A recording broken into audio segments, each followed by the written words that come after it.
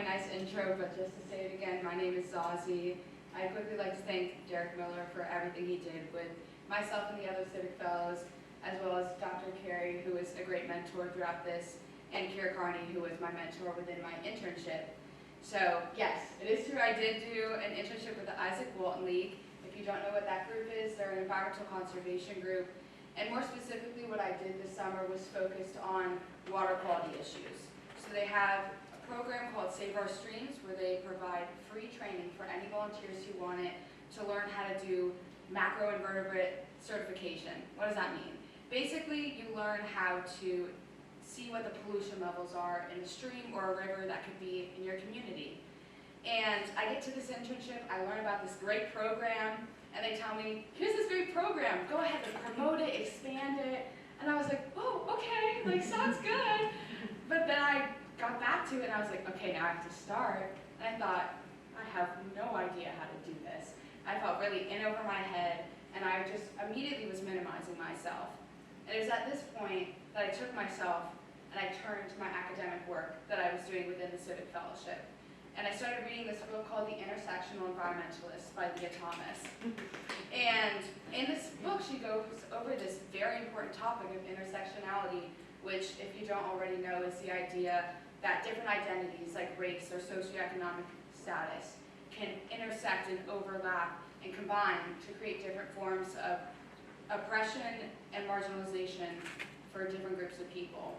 And I thought, well, great, this is something that should always be within environmentalism, and it's definitely something I want to expand this Save Our Streams program towards.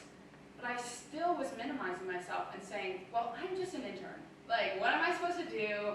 I don't have a big role for this. And so I kept reading this book. I said, let's see what Leah Thomas has to say about this.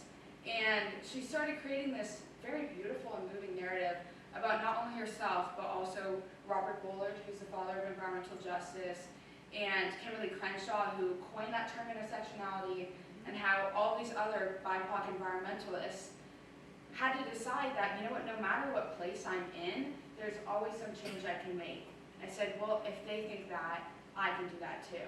So I took myself and I turned back to my internship, and I said, what can I do to expand this program? And in the end, I was really proud of two accomplishments. The first one being that I connected the Isaac Walton League with C5. You might know them, they're a group in Richmond, yes. And got them to have Isaac Walton League representatives come down and train them on how to do water quality testing, because that's an issue that they've identified within their majority Black neighborhoods and communities. And I also made a resource packet that's going to be used to educate volunteers who get trained on the certification process on topics like environmental justice, environmental racism, and intersectionality, and also teach them how to connect with grassroots organizations that are run by or supporting BIPOC communities who are disproportionately affected by these groups. And I think in the end, what my takeaway was, what my aha moment was there was no need to minimize myself.